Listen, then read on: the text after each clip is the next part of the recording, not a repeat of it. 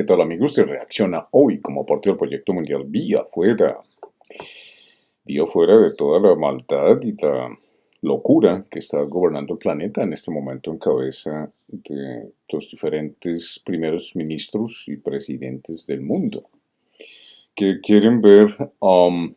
y utilizar a Ucrania y a Israel como el método o la cartilla coquito para seguir el plan de guerra que la industria militar, el complejo militar industrial, quieren e insisten en que pues siga su camino. ¿Cuál es ese camino? Ir en contra de Rusia. Y si es necesario ir a la guerra en contra de Rusia, vemos al primer ministro Starmer diciendo que va a mandar ejércitos, es decir, muchachos británicos a morir por una causa que no es la de ellos. Ellos dicen que es una causa, NATO, la OTAN, la Organización Terrorista del Atlántico Norte, quiero decir, la Organización del Tratado del Atlántico Norte, que fue creada, dizque, para impedir la expansión soviética y el comunismo en los días de McCarthy, John McCarthy, que pues fue una persona que reconocida alcohólico hasta que al fin le pusieron su tate quieto porque todo era comunismo, si salía el sol era comunismo, si se ocultaba comunismo, lo mismo en Colombia, en Centro y Latinoamérica con la Escuela de las Américas, todo era comunismo, el enemigo interno. Ya no era la Unión Soviética y su plan de expansivo, sino que era el enemigo interno, que es la política que ha tomado el vicepresidente norteamericano Vance en su encuentro en Berlín hace un par de semanas, diciendo que el enemigo es interno en Europa. En otras palabras, está diciendo que es la gente, que es el pueblo europeo el que está siendo infiltrado por el enemigo y que debería liberar la información para que la gente pudiera hablar en Europa, como si los Estados Unidos no fueran uno de los mayores de los gobiernos más autoritarios y autoritaristas en contra de la libre información y de su propia constitución cuando se trata de la primera enmienda de los Estados Unidos que dice que todos tenemos derecho a expresar nuestra voluntad, es decir, en los Estados Unidos, su voluntad públicamente, su opinión públicamente, tenemos derecho a la marcha, tenemos derecho a manifestarnos públicamente en marchas, etcétera, paros, etcétera. Eso es libre expresión. La libre expresión, por supuesto, contiene una cantidad de actividades que corresponden a la actividad pública y a la ciudadanía como término de participación en el gobierno, la expresión pública, que es lo que piensa la gente, porque es que el punto es que la gente es importante aquí. Aparentemente en los Estados Unidos de América, con las élites que todos conocemos, pues la gente es lo último. Como ustedes vieron en mi última edición en inglés, Jeffrey Sachs, que es un economista de muchísima trayectoria, que ha estado y acompañado incluso a Ucrania. Después de 1991, con la perestroika, la apertura económica y mental del pueblo ruso con el señor Gorbachev, Mikhail Gorbachev, en donde se intentaba incluir a Rusia en Europa y con la agenda de Naciones Unidas, por supuesto, en una relación con Europa, con Estados Unidos, con el mundo, que fuera más de acuerdo con lo que se ha creído que es la constitución, la democracia y la división de poderes que la república o las repúblicas deberían ofrecer de acuerdo con um, los pensadores del siglo XVII. Estamos aquí hablando de John Locke, el contrato social, después Jean-Jacques Rousseau, porque tenemos que recordar que con John Locke y su contrato social, su visión del contrato social era que las personas podían participar dentro de la vida pública, pero únicamente las personas que tuvieran tierra. Las mujeres no tenían derecho, como Sócrates decía, que las mujeres estaban bien en su casa y que estaban bien para criar a los hijos, pero no más. Lo mismo decía John Locke, las mujeres deben quedarse en casa, no tienen participación política alguna y si son herederas de enormes territorios pueden tener el derecho a participación política en opinión, pero no a votar. Eso cambió con Jean-Jacques Rousseau cuando en su versión del contrato social, que se supone que fue adoptada por los padres de la patria norteamericanos, incluía a los campesinos, a la gente que no tenía tierra, pero que aunque poseyeran sus pedacito de tierra era el rey, quien era el dominante en la tierra, todavía está en las convicciones del Imperio Británico, que no es un imperio, sino en Inglaterra o Bretaña. La reina o el rey, Carlos III en este caso, tiene potestad sobre la tierra de cualquier persona. Puede tener el derecho de destituirlo de su casa y de la tierra si es necesario. Esos son convenciones que existieron durante las monarquías por centenares, por decenas de siglos. Sabemos que, pues, por supuesto, Inglaterra y la Universidad de Oxford, Cambridge, etcétera, son las universidades más antiguas, en donde la gente se educaba en términos de matemática, sociología, etcétera, pero que nunca estuvieron por encima de la decisión definitiva y absoluta del monarca. Entonces, en ese tipo de casos, cuando vemos cómo la monarquía todavía quiere ejercitar ese derecho sobre, y lo hace en Inglaterra, son cosas que ponen en tela de juicio qué son las monarquías, sobre todo cuando se llaman democráticas, o en el caso de Canadá, que es una constitución dependiente de Inglaterra, pero independiente de Inglaterra al mismo tiempo. ¿En qué sentido independiente? En que desde 1982 Canadá puede tomar decisiones sin consultar con el Parlamento británico, una cosa que, pues, siendo Canadá una república tan joven, una monarquía democrática y constitucional, una monarquía constitucional basada en el Parlamento, a imitación del Parlamento británico, pues ejerce la división de poderes como la República y los pensadores de antaño, Jean-Jacques Rousseau, y los que hemos mencionado anteriormente, partiendo por supuesto de los intereses privados que menciona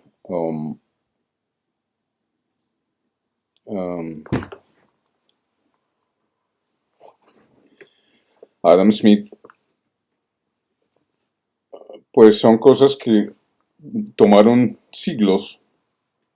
para que nosotros, a partir del mundo, pudiéramos entender qué es lo que significa la Constitución y cuál es el valor del pueblo. Volviendo entonces al contrato social, donde la gente elige, y ya evolucionando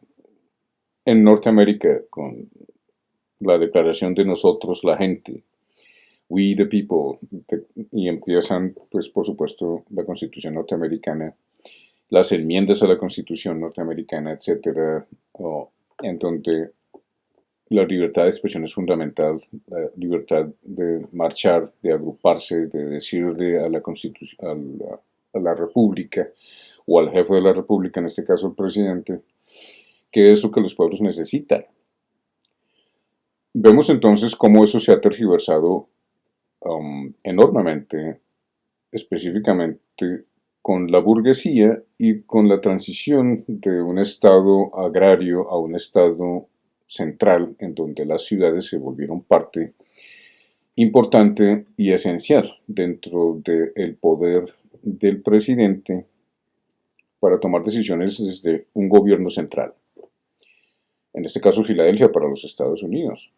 y que ahora es Washington, D.C., Distrito Capital. Lo que ha pasado entonces es que se ha destituido ahora, con el autoritarismo de Elon Musk, todo lo que la Constitución y la República y el concepto del contrato social significaban, ha sido destituido por la oligarquía y la plutocracia sin límites, en donde son niños, literalmente niños, como Big Balls, que es uno de los muchachos que aparece tratando de hackear los sistemas informativos de la seguridad social en los Estados Unidos, del Pentágono, de la seguridad militar y nacional en términos militares y de política exterior. O sea, cuando usted le da a particulares, es decir, a privados, la capacidad de ejercer dominio sobre lo público, cuando ellos no participan en lo público, no tienen experiencia en lo público, no saben lo que es lo público, sino son niños ricos o niños con aspiraciones a ser súper ricos, que harán lo que su maestro les diga, en este caso Elon Musk, por plata, porque eso es dinero,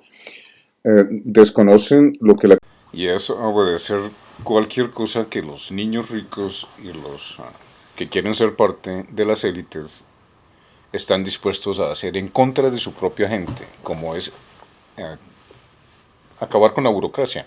Yo entiendo que la burocracia es negativa y es destructiva para cualquier país y la burocracia tiene que ser destituida de su capacidad de engañar a la población. Hay agencias de empleo que no sirven para un carajo, que nunca contratan gente y esos tipos se llenan de millones de pesos o de dólares en donde quiera que trabajen, pero nunca ayudan a nadie, pero eso sí le exigen a la gente que pague una cuotica de 300.000 pesitos o 500.000 pesitos para que alguien le consiga trabajo, pero la mayoría de las veces ellos ni siquiera consiguen trabajo o consiguen empleos que no son ni la mitad de lo que ellos aspiraban o que no están de acuerdo con los estándares de su educación, etcétera, pero ellos siguen recibiendo los ingresos. Eso es no solamente burocracia, ahora hay burocracia estatal, hay burocracia privada, y hay corrupción en este tipo de cosas, en donde se crean oficinas y se crean empleos para el gobierno en donde también estas personas son ineficientes y no sirven ningún propósito, sino simplemente sacar de las arcas del Estado dinero para crear empleos que son innecesarios, etcétera. La burocracia tiene muchísimos aspectos que deberíamos analizar en otro capítulo, qué es la burocracia, cómo funciona, qué corrompe, qué destituye, por qué es nociva. No, exacto. Aquí en Canadá existe lo mismo, en todas partes del mundo hay empresas que operan burocráticamente en el sentido de que representan el gasto del Estado y de lo público, pero que son totalmente ineficientes. Ese tipo de cosas deben acabarse, por supuesto. Entonces, vamos a ver hoy cómo, por ejemplo, los Estados Unidos de América, con su nueva administración, pues está tratando de administrar de manera ilógica lo que son sus aliados. Hemos hablado anteriormente de aquella frase de Henry Kissinger que decía que ser amigo de los Estados Unidos, ser enemigo de los Estados Unidos es malo, pero ser amigo es fatal. Henry Kissinger, quien fue uno de los estrategas de origen israelí judío, que participó, por supuesto, en el asesinato y la muerte de millones de personas en la guerra de Vietnam, en la invasión de Laos, que era ahí totalmente ilegal, en donde murieron entre 3 y 5 millones de personas, que causó, por supuesto, revolución en los Estados Unidos, ¿no? He hecho un video que se llama De Vietnam a Gaza, de Vietnam a Palestina, en donde se hacen una relación, donde hago una relación de poder entre el gobierno norteamericano, sus consejeros. Todo el mundo sabe que el lobby judío en los Estados Unidos es supremamente poderoso, que arrodilla al Congreso, sea republicano, sea demócrata, alaban a este señor Benjamin Netanyahu que comete genocidio como si fuera su Dios, de ahí el título de mi libro, En oro confiamos, en donde es clara la diferenciación entre lo que nosotros consideramos ser justo y lo que es injusto. Justicia, injusticia. Dios y lo que no es Dios. Moisés, la ley de Moisés y el becerro de oro que construyeron los judíos desde el principio de la historia, de la supuesta vinculación entre judíos y cristianos que no existe. Si usted va, por ejemplo, a Israel, lo he dicho y lo diré siempre, lo escupen. Si usted trata de convertir a un judío, vaya a Israel, lo he dicho anteriormente, convenza a los judíos de que Cristo viene por ellos, etcétera, que es una visión also también antisemita, dicen algunos críticos, en cuanto a que si ellos no se convierten en Jesucristo, entonces Dios mismo va a llegar y va a acabar con todos los judíos que no se convirtieron al cristianismo. Eso es antisemita, porque está diciendo que va a matar a los pobrecitos judíos. Pero no se dice nada acerca de las otras culturas que también son semitas, incluyendo Palestina. También Palestina es un pueblo semita. Nos guste o no, es un pueblo semita, pero para los judíos no es un pueblo semita, sino inferior, que es una característica, por supuesto, de la colonización. Entonces, ¿por qué este título? Este título obedece a las cortes norteamericanas, en donde dicen que en Dios confiamos, pero sabemos que generalmente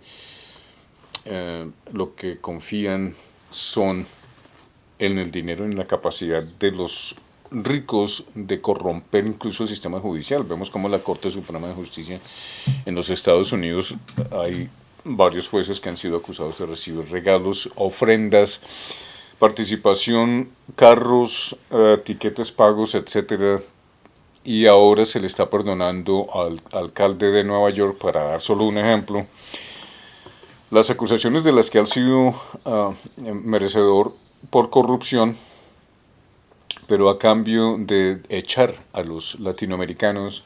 de los inmigrantes latinoamericanos de Nueva York y de los hoteles en Nueva York, que por supuesto le cuestan a los impuestos de los norteamericanos una cantidad de dinero, pues que los eche y entonces los cargos serán eliminados y la Corte Suprema de Justicia o las cortes en Nueva York van a simplemente hacer la vista gorda y dejar pasar los atropellos que ha cometido este señor en contra de su propia gente como alcalde de Nueva York. Así funcionan las cosas en los Estados Unidos. Lo ha dicho Bernie Sanders en su campaña en contra de la oligarquía. Repito, Bernie Sanders no es una persona que yo pueda consultar como satisfactoria en términos de que pretenda ser la salvación para Norteamérica. Tuvo dos oportunidades, en dos oportunidades tuvo la capacidad, literalmente capacidad de ser elegido presidente de los Estados Unidos en 2016 y en 2020 y decidió darle en 2016 el liderazgo del Partido Demócrata porque él es más leal al partido que a la gente en Norteamérica. Lo crea usted o no, usted puede decir que Bernie Sanders tiene el respaldo de mucha gente, sí, estoy de acuerdo, puede decir que el senador Bernie Sanders ha dicho y ha hecho, sí, pero no tanto como pretendía hacerlo. Ustedes recordarán, por ejemplo, su supuesta alianza o el vínculo que tenía con el director del Partido Laboral en Inglaterra, Jeremy Corbyn, que fue utilizado por la policía y el ejército como blanco, su foto era utilizada como blanco de tiro. ¿Por qué? Porque el lobby judío en Inglaterra, en el Reino Unido, es tan poderoso como en Estados Unidos y lo es también tan poderoso como en la Unión Europea. Ustedes dirán, yo soy antisemita porque estoy diciendo que los judíos intervienen y el lobby de los judíos israelitas y los niños ricos israelitas por más de 100 años han intervenido en Europa, digámoslo desde la creación de Der Judenstaat por Teodoro Herzl. Eso no es una teoría de conspiración, eso es un hecho. El hecho, otro hecho, es que la declaración Balfour de 1917 de un ex primer ministro británico que antes odiaba a los judíos en Europa por conveniencia en la Primera Guerra Mundial, corrijo, vio necesario el capital de los Rothschild, dirigen una carta al, a Rothschild por parte del gobierno británico. ¿Qué están haciendo ahora? Exactamente lo mismo. Están dándole la oportunidad a los súper ricos de tomar decisiones públicas. En el caso de la Primera Guerra Mundial, la traición a los pueblos árabes después de haberlos utilizado para que pelearan en su favor en contra del Imperio Otomano, prometiéndole territorio incluso a Italia en Anatolia, convencieron a los pueblos árabes de participar en la Primera Guerra Mundial para acabar con el Imperio Otomano, o que conocemos ahora como Turquía, que gobernó por más de 400 años entre judíos islámicos y de todos los géneros que vivían en paz entre ellos. Había, por supuesto, diferencias, lo hemos explicado antes, el año pasado, hace 2 años, hice un programa precisamente hablando de cuáles son las consecuencias y qué fue lo que pasó en la Primera Guerra Mundial. Al respecto, y pues nos tardaríamos mucho tiempo explicando en este programa qué fue lo que pasó, pero en síntesis traicionaron a los pueblos árabes con el Sykes-Picot Agreement, que fue un acuerdo que se hizo entre ministros en Inglaterra y Francia para decir: engañemos a todos los pueblos árabes, digamos que peleen por nosotros, pero al final le damos Palestina a los judíos para que ellos puedan desarrollar su Estado. Ahora que el señor Rothschild está diciendo: mire, ustedes nos dan el Estado, nosotros invertimos en ustedes, tenemos la plata del mundo, porque para entonces los Rothschild tenían más plata que los imperios, eso también lo hemos explicado, y si ustedes quieren saber más acerca de la influencia de los Rothschild, tendríamos que hacer un análisis serio con invitados al respecto. Yo no es que tenga la última palabra, pero tampoco soy un ignorante en el tema. Entonces, así las cosas, vemos como los Estados Unidos está reivindicando el poder de las oligarquías, dándole a un niño rico que le dio 277 millones de dólares para su campaña, otra señora Miriam Adelson que le dio 100 millones y su esposo le había dado 300 millones. Entonces, ¿quién está mandando en los Estados Unidos y su política de un nuevo orden mundial internacional basado en reglas, que es lo que ellos dicen, pero que no se aplican esas reglas para ellos ni para el Estado judío? Ahora, mi punto es el caso de Palestina. Muy bien con Ucrania. Hemos visto cómo el presidente Donald Trump ha dicho que no va a apoyar más la seguridad de Ucrania. El presidente ucraniano no se ha disculpado literalmente, pero ha dicho que está de acuerdo con los Estados Unidos. Envió una carta apenas ayer diciendo al presidente norteamericano que está dispuesto a colaborar con la paz y el desarrollo de la paz.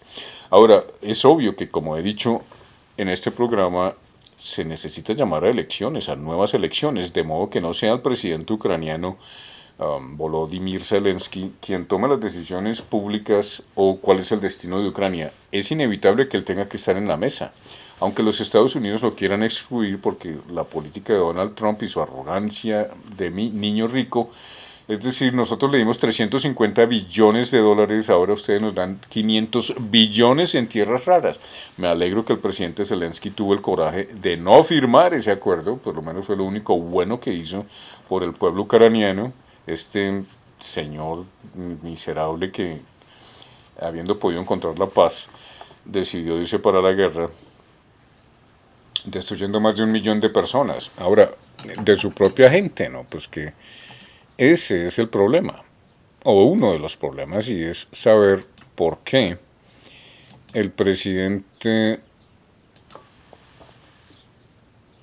ucraniano tomó esa determinación. Todos sabemos y lo hemos leído aquí en este programa, en la versión en inglés como también en español.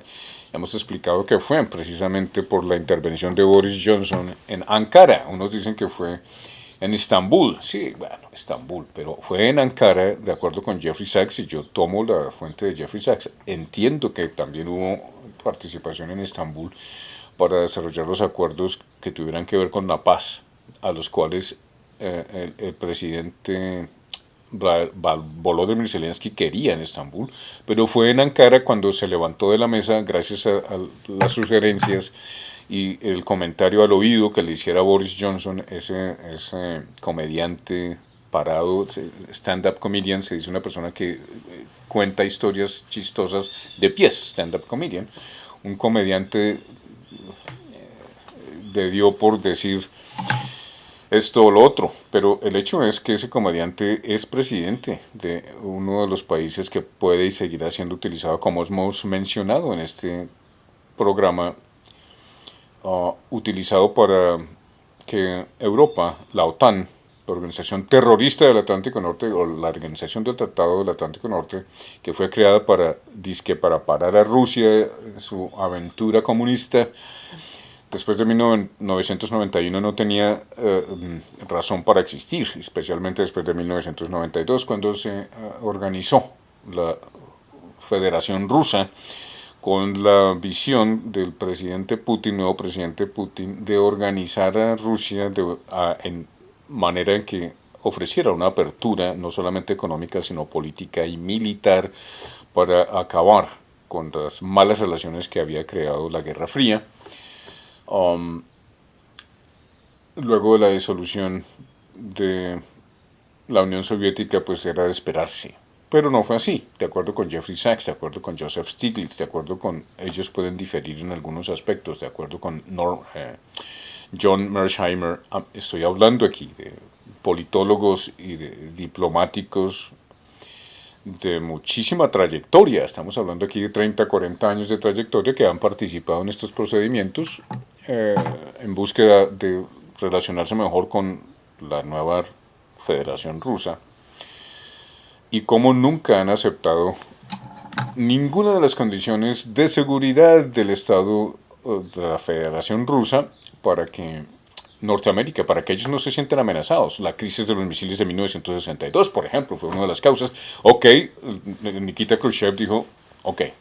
si usted quiere guerra, si usted cruza este paralelo y si usted cruza este meridiano, nos vamos a las bombas atómicas, papá. un acuerdo para que no haya aniquilación mutua, que se había acordado después de 1947, con la creación de los científicos que dijeron, oiga, hay un reloj y estas dos potencias pueden aniquilarse mutuamente, y estamos a 7 minutos o a 20 minutos de que eso suceda porque las tensiones por la Guerra Fría eran muy altas. En la crisis de 1962, la crisis de los misiles, cuando Nikita Khrushchev dijo vamos a poner misiles en Cuba, los Estados Unidos con John F. Kennedy dijo no hermano, ustedes ponen misiles en Cuba y nos vamos a la guerra. Nikita Khrushchev dijo bueno pues para la guerra nos vamos, si usted cruza aquí, si usted cruza allá, estos paralelos y meridianos, guerra hay.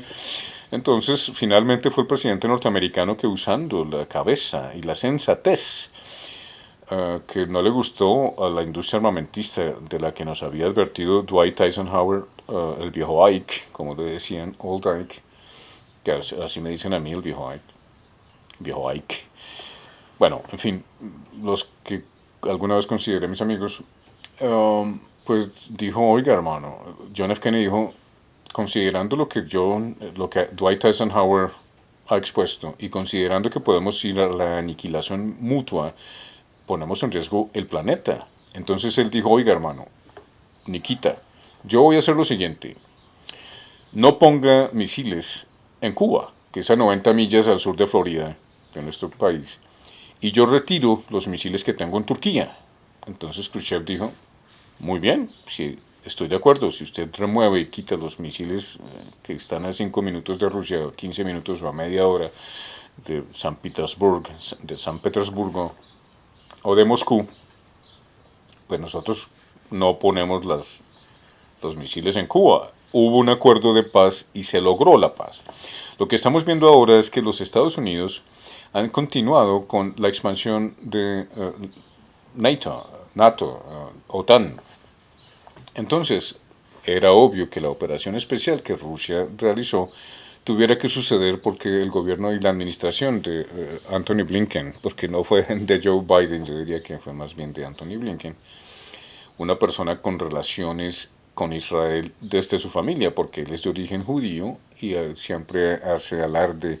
de cómo su familia sobrevivió al holocausto, que es una característica, es una carta de juego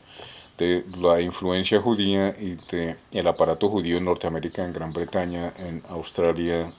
en Nueva Zelanda, Centro y Latinoamérica. Ha sido a nivel mundial la propaganda para favorecer al Estado judío sin importar ningún otro país. Lo demás no importa, los demás países no importa, los únicos que sufrieron holocausto fueron los judíos, entonces tienen derecho a levantarse y a ejercer poderes demoníacos, como son precisamente la extinción de un pueblo, como es el pueblo palestino, otro holocausto, como se dijo aquí antes que cualquier otro medio de comunicación, este programa así lo calificó, antes que Max Blumenthal, antes que otros que han calificado lo que Israel está haciendo en contra de Palestina como un holocausto. Porque es un holocausto. Un holocausto significa todo quemado, todo destruido, pero literalmente todo quemado. ¿Qué es lo que hicieron los israelitas con Palestina y lo siguen haciendo? Es romper los acuerdos desde 1967. Ellos siguen diciendo que es que son los pobres, siempre es Hamas, siempre es Palestina, nunca son ellos. Ellos son impolutos, su capacidad de conocer el mundo y su influencia es enorme en todos los países, incluyendo Canadá. Entonces, ¿qué podemos decir de eso? Lo que dice Claudia Sheinbaum acerca de por qué ella ve, habiendo hecho este preámbulo, que los Estados Unidos de América está disparándose no solo en el pie, cuando va en contra de sus amigos, porque estoy de acuerdo con el presidente Trump que debe haber paz entre la Federación Rusa y los Estados Unidos, entendimiento entre la Federación Rusa y Europa, que le sigue proveyendo de gas furtivamente, aunque esta señora Ursula von der Leyen está bruja, que no ha sido elegida públicamente, sigue influyendo las determinaciones públicas en los gobiernos como Keir Starmer en Inglaterra diciendo que para la guerra que va a mandar tropas británicas al frente ruso en Ucrania. Lo mismo Francia está diciendo que es una tarea ahora de Europa irse a la guerra contra Rusia porque es lo que tiene que hacer después de que Rusia ha sido supremamente clara y madura en términos de relaciones públicas y diplomáticas, como también del cansancio, en donde dijo, bueno, ustedes no están escuchando lo que nosotros llevamos 30 años diciendo. Ucrania tiene que permanecer neutral, está en su constitución y así ha sido y ha funcionado. Ahora Finlandia y Suecia se han unido a esta motivación de locura europea, en donde tienen que irse en contra de Rusia y pelear en contra de Rusia. Ahora que los Estados Unidos dice hoy que acaba de retirar toda la ayuda militar y de inteligencia para con Ucrania, le ha echado el pato gordo a los europeos para que exploten en guerra en contra de la Federación Rusa, inviertan en armamento y dejen al pueblo europeo en las migajas como si fuera un pueblo eh, tercermundista, con el argumento de la guerra interna, que el enemigo es interno. El enemigo de Europa es claramente las élites, son las élites, en cabeza de Van der Leyen, que fue reelegida recientemente el año pasado por un término de otros 5 años, que no va a ayudar para nada a Europa. Europa está perdiendo su capacidad y su influencia, pues que nunca ha tenido realmente en contra de los Estados Unidos, sino que su economía se está yendo al garete con el beneplácito de las élites que están representadas, por ejemplo, con Olaf Scholz, que ya va a ser destituido por Merz en pocos días, en la segunda vuelta, que es un conservador que trabajó para BlackRock. En otras palabras, va a endeudar a Alemania hasta los cojones y va a ser muy poco lo que el pueblo alemán puede hacer con la deuda que va a adquirir si se van a seguir utilizando armas norteamericanas en una guerra que los europeos quieren mantener en contra de Rusia utilizando Ucrania, que ya está totalmente destruida, y esto me refiero únicamente a las zonas en donde la operación especial tuvo lugar. Pues, habrá muchos de ustedes que digan que Rusia es el hijo de Putin, pero yo considero que los economistas que he mencionado en este programa y las fuentes que he mencionado en este programa y que se siguen mencionando en este programa, pues son superiores a las fuentes que quienes están por la guerra contra Rusia han citado. Los tratados que se han firmado y la falta de buena voluntad política por parte de los Estados Unidos refiriéndonos a la diplomacia es simplemente no escuchar a Rusia y tratar de destruirla como si fuera Guatemala y los países bananeros en el siglo XX. Están jugando no con un peón, sino están jugando con alfiles y un rey, en este caso Vladimir Putin, que es sensato, que es maduro y que es una persona que ve las cosas como son. Los Estados Unidos de América, Canadá,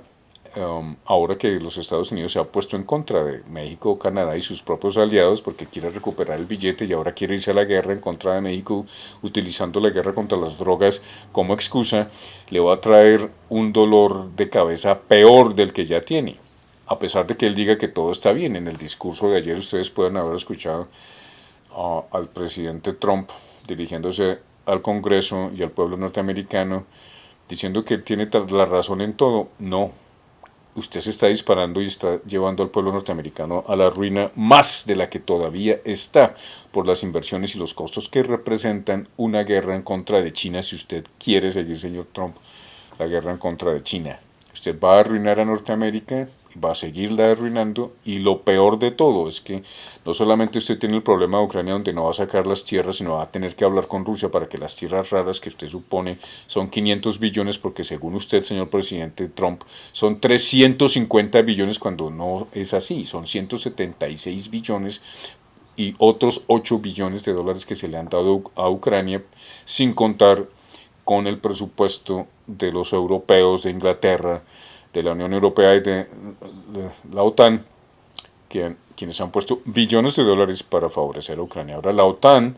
como dijo una amiga mía, no va a durar más de 5 años y de acuerdo con Donald Trump no va a durar más de 1 año o 2. Yo creo que va a tomar unos 5 años para que se disuelva, ya que el propósito era impedir la expansión comunista. Pues no va a funcionar, señor Trump. Y usted se está yendo no solamente con sus amigos, como lo anticipé hace 6 o 7 años. ¿Qué va a hacer los Estados Unidos ahora que está perdiendo contra Siria, que está perdiendo su capacidad de apretar al Medio Oriente? cuando Bashar al-Assad fue atacado. Ahora sabemos que Bashar al-Assad ha sido tomado por diferentes fuerzas, en donde están Israel con 7 bases, que dice que no se va a mover cerca de Damasco. Eso está en contra de los intereses de Turquía. Es muy probable que Turquía vaya a la guerra contra Israel, porque Turquía siente que tiene más derechos sobre Siria del que tiene Israel, y su plan de la Gran Israel, que incluye Arabia Saudita, Siria, Irak y Egipto. Egipto ha mandado 50.000 tropas a la frontera en el corredor de Filadelfia. En caso de que los israelitas quieran apoderarse del corredor de Filadelfia, los egipcios van a tener que combatir contra los judíos, lo que significaría la falta de apoyo de los norteamericanos, porque sabemos que Egipto es el segundo país después de Israel en el Medio Oriente que recibe mayor cantidad de asistencia, no solamente bélica y armamentista, sino de asistencia económica al señor Fatah al-Sisi. No sé, me estoy perdiendo de algo aquí.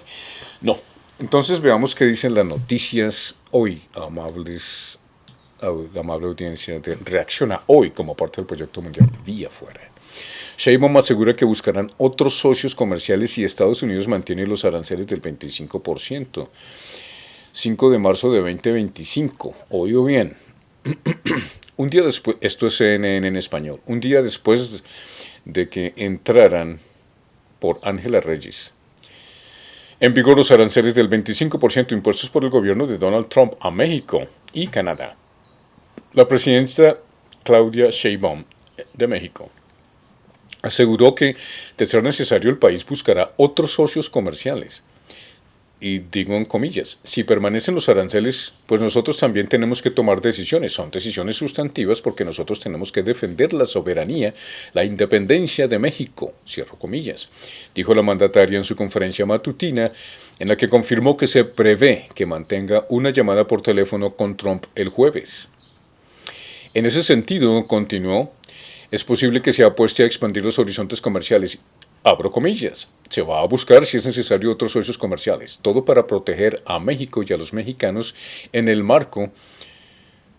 de nuestra soberanía y de la dignidad, porque nuestro pueblo es digno, fuerte, empoderado, y nadie puede pasar por encima de la dignidad de los mexicanos. Cierra comillas el comentario de la presidenta mexicana. La presidenta mencionó explícitamente a Canadá, cuyo primer ministro Justin Trudeau abordará hoy los aranceles en una conversación con su par estadounidense, cosa que ya hizo ayer el primer ministro canadiense, diciendo que los canadienses nos vamos a unir porque somos pacíficos, pero cuando se trata de Canadá todos nos unimos y en pie de guerra. Y eso es cierto, Canadá es pacífico y somos respetuosos y muy queridos con los demás, pero Canadá se ha caracterizado en la Primera y en la Segunda Guerra Mundial por ser soldados que, mejor dicho, no se echan para atrás, mueren en combate, y somos personas decididas. Nosotros los colombianos, los colombo-canadienses, también tenemos una gran historia detrás de las guerras de independencia y de lo que significaría ir por Canadá o morir por Canadá como ciudadanos canadienses. Yo lo haría si es una causa justa. Pero en este caso estoy por Centro y Latinoamérica primero. Por muchas razones. Estoy con Canadá en otras. Por ejemplo, esta. El miércoles en una entrevista, la presidenta mencionó explícitamente a Canadá, cuyo primer ministro Justin Trudeau abordará hoy los aranceles en una conversación con su par estadounidense, Sheinbaum. También defendió su convocatoria a un acto el domingo el Zócalo de la Ciudad de México, donde presentará públicamente las acciones de México en respuesta a la decisión unilateral, comillas, cierro comillas, de Estados Unidos. Manifestó que era necesario esperar hasta entonces, abro comillas, de mantenerse los aranceles tenemos que responder, cierro comillas, dijo el miércoles en una entrevista con Bloomberg al secretario de Comercio de los Estados Unidos, Howard Lutnick. Dijo que Trump está pensando en un plan, abro y cierro comillas, sobre los aranceles que decidirá y anunciará esta misma tarde. El plan podría mantener los aranceles del 25% para México y Canadá, pero incluir ciertas extensiones de productos, incluidos los automóviles. Sabemos, por ejemplo, que en ese momento el Partido Liberal, el conservador, yo personalmente estoy compitiendo para la faena política para ser primer ministro canadiense. ¿Sí? Ríanse, les parezca gracioso, me tienen sin cuidado. Yo estoy corriendo para ser primer ministro canadiense. Um, pues el Partido Liberal y el Conservador son lo mismo, es como el republicano y el demócrata en los Estados Unidos. Se presentan como diferentes, pero no lo son. Hay otros partidos como el Partido Verde en Canadá y otro partido o una persona de origen hindú o sikh que también pretende ser primer ministro canadiense. Yo me pregunto qué piensan ustedes al respecto. Cuando el primer ministro ha dicho ayer que es lo más tonto, that's the dumbest idea, de acuerdo con un artículo del New York Times, creo, en donde dice que es lo más tonto que ha podido ser el presidente norteamericano. Y es cierto. Ahora, el presidente norteamericano confunde para poder crear un ambiente beneficioso para él. Pasó con el presidente Volodymyr Zelensky, al que quería humillar públicamente. Lo hizo, pero el presidente Volodymyr Zelensky tuvo un final acto de gallardía, diría yo, por el pueblo ucraniano, que fue no aceptar los 500 billones de dólares que el presidente norteamericano pretende extraer de las tierras raras que ahora pertenecen y están en territorio ruso, porque la operación especial no era para tomarse Ucrania, como dicen los medios de comunicación, y darle a Ucrania, y ya lo hubiera hecho. Era simplemente el derecho a proteger, que está establecido en Naciones Unidas y está establecido en otras convenciones, el Tratado de Roma y otros, en donde si un país está siendo gobernado por un totalitarista, en donde los grupos religiosos, las minorías están siendo masacradas, asesinadas, etc., existe el derecho a intervenir, the right to protect, que es una de las cosas que no se han mencionado mucho, que yo he utilizado de acuerdo con la Carta Magna o la Constitución de Naciones Unidas, y es que cuando esos países están fuera de control, el derecho a intervenir existe para impedir que las minorías sean asesinadas, como está pasando en este caso con la República Democrática del Congo, para poner un ejemplo, que no tiene nada democrática, sino que está siendo auspiciada también por Ruanda o Uganda, cualquiera de esos países, para que cometan asesinatos y genocidio en contra de su propia gente, el M23, que tiene que ser intervenido. Naciones Unidas va a tener que mandar soldados para allá, pero el problema con Naciones Unidas y los cascos azules es que no sirven para un carajo. No intervienen, sino se quedan en la mitad, y cuando ven que están masacrando a la gente no hacen nada, no intervienen, que es lo que se supone que deberían hacer Naciones Unidas en el caso de Israel y Líbano. Pero entonces Israel está matando a los ejércitos, a los representantes de Naciones Unidas, a los periodistas y a todo el mundo con total impunidad. Y los Estados Unidos quiere hacer lo mismo ahora con Centro y Latinoamérica, porque ha sido la amiga borracha que todo el mundo abusa cuando le da la gana, pero la maltratan y la bofetean y la tiran a la calle, si es que no la matan, cuando no les conviene y cuando están mamados de ella, que para los norteamericanos son de México hasta la Patagonia, y así lo han hecho durante el siglo XX. No lo digo yo, lo dicen los libros de Chomsky, lo dicen los tratados internacionales.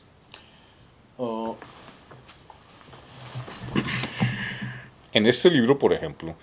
usted puede leer cómo Noam Chomsky describe con lujo de detalles lo que ha pasado en Honduras, en Guatemala, etcétera, gracias a la intervención norteamericana, la guerra contra las drogas, etcétera, que hemos mencionado aquí. Ahora, y termino con esto porque antes de que el programa se haga muy largo, Milei, los países centro y latinoamericanos nos estamos uniendo, como dijo Federico Molano recientemente: yo soy Argentina, yo soy Chile, yo soy México, yo soy Colombia, yo soy Venezuela, yo soy Ecuador, yo soy Perú, mientras luchemos por nosotros, por la patria y por el mundo, y por la independencia de nuestros pueblos, que esté lejos de la soberanía, de las grandes influencias, no solamente del pueblo israelí, como lo tiene en Europa, en Estados Unidos, donde el Congreso alaba ciegamente a un demente, y quieren aplicarlo ahora en Centro y Latinoamérica porque lo han hecho siempre, entonces desde 1492. Pues nosotros hemos peleado el terrorismo desde 1492, Centro y Latinoamérica. y lo vamos a tener que seguir haciendo. Esperemos pues que la influencia israelí en los Estados Unidos, como son los consejos que le diera Henry Kissinger en su momento a Richard Nixon, que fue no queremos otro Japón al sur de la frontera, porque lo que pasó con Japón es que cuando rehabilitaron Japón, Japón se desarrolló en una economía emergente extraordinaria que ahora sigue siendo sometida a los Estados Unidos, tiene bases militares allá que los japoneses detestan, los soldados norteamericanos siguen cometiendo abusos contra personas, pero como tienen inmunidad diplomática, lo mismo pasa en Ecuador hasta que llegó Correa y les dijo llévense su base fuera de aquí. Ahora Ecuador pues es un gobierno supremamente corrupto, lo mismo con Perú. Entonces, la lucha y la unión de los pueblos latinoamericanos es necesaria, mejor que la Unión Europea, mientras no esté controlado por los oligarcas ni el capital bruto, insisto, debe haber una separación, así como existe entre Iglesia y Estado, debe existir una separación entre los aportes y la influencia de los ricos y súper ricos, desde México hasta la Patagonia, y el Estado. Sí, debe haber relaciones entre privados y el Estado. Pero decir que los privados son los únicos que manejan la economía de manera integral y que producen los mejores resultados es una gran mentira. De otra manera, ¿por qué secuestraron 8 billones de personas, 4 compañías en el mundo, con el favorecimiento de los ministerios de salud del mundo? Es un caso que nos pone muy claro aquí. El poder de la corrupción del capital bruto en asuntos del Estado a nivel nacional, doméstico y en política extranjera y en política exterior. No sé ustedes qué piensan de esto, pero este servidor, Federico Molano, está lanzándose para primer ministro de Canadá, gane o no gane, estoy presentando una alternativa en donde podemos presentar a Canadá como un gobierno en donde las iniciativas para nosotros, para la patria y para el mundo, sean tales que podamos alcanzar decisiones prácticas rápidas de beneficio común y transitar a otros niveles de energía que no sean la solar y el viento solamente, porque a otro perro con ese hueso. O la nuclear, la energía nuclear es destructiva, como se ha demostrado con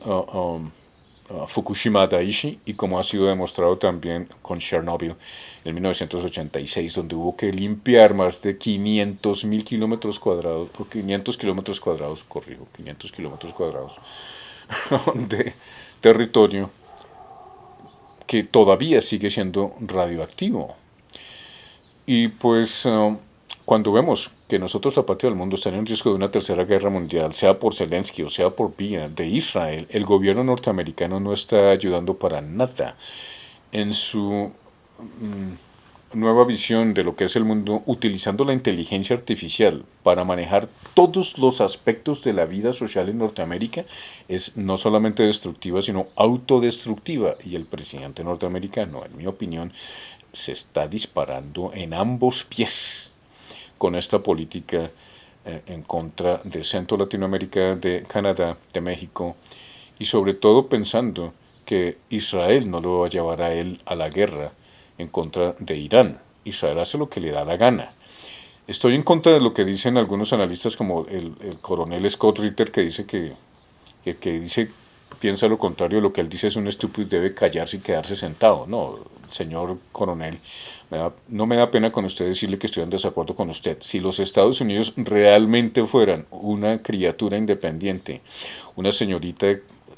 justicia o la señora justicia, no obedecería al mandamiento de los quienes donan cientos de millones de dólares a sus campañas y que manejan las universidades y que restringen todos los poderes de la Constitución norteamericana por los ricos y su voluntad en universidades, en estados, en donde usted no puede ni siquiera trabajar a menos que usted diga que no va a boicotear a Israel. Ya son 25 los estados, creo, en donde usted no puede trabajar ni conseguir empleo o perder su trabajo si es empleado público si no rinde obligada cortesía a Israel para hacer lo que le dé la gana en los Estados Unidos. Si eso no es solamente interferencia, eso es colonización del pensamiento político del Congreso y de la Casa de los Comunes del Congreso norteamericano, que ha demostrado ser un lameculos, no voy a decir otra palabra, sino un adulador de un gobierno genocida que pretende hacer lo mismo ahora con Centro y Latinoamérica y con el sur global. Por nosotros, por la patria, por el mundo, mucho de qué hablar. Espero que este programa, este monólogo, sea de su agrado. Y felicito a las personas en Colombia, específicamente la doctora Carolina Corcho, después de su intervención en Villavicencio, en donde hay bases norteamericanas, una base norteamericana, pues que se haya parado en la raya y haya dicho qué es lo que pasa con la reforma a la salud. Esta señora, como Claudia Sheinbaum, debe ser la nueva presidente del país colombiano, porque si nosotros creemos en Dios y en un mejor futuro, tenemos que alejarnos de lo que opinan los sacerdotes, los obispos y el Papa cuando vemos que están diciendo que soportar el genocidio de Israel está bien. Me da pena con usted, pero ni siquiera Jesucristo hubiera estado de acuerdo con el obispo o con el Papa que dice semejante cosa. Eso es una cosa que yo como bautizado católico nunca compartiré. Ahora, usted si es evangélico tampoco debería soportar. Y es que los Estados Unidos de América, ahora con el nuevo presidente, tal y como lo anticipamos en mi libro hace 11 años, en vez de nuestro Señor Jesucristo, está utilizando el becerro de oro que hicieron los judíos hace 3000 años, o los años que sean, para imponer sobre nosotros, sobre la patria del mundo, un autoritarismo genocida, en donde cualquiera que se oponga al gobierno y a la visión israelí de Donald Trump, que acaba de salir con una imagen del becerro de oro, tal como anticipé en mi libro, no es sino la exposición de que esperemos que nuestro Señor Jesucristo regrese. Y eso es una cosa que yo le estoy preguntando a mi Señor. Maranatá, Maranatá, Maranatá. Oremos por nosotros, por la patria y por el mundo. Y que ahora que Israel va a atacar a Irán por su propia cuenta, tratando de meter a los Estados Unidos en eso, el presidente Trump no se ha dado cuenta que en vez de tener una piedra en el zapato, lo que tiene es una granada en los dos zapatos. Y es Israel, hermano. Por nosotros, por la patria, por el mundo. Hasta un próximo encuentro. Bye bye, hasta pronto.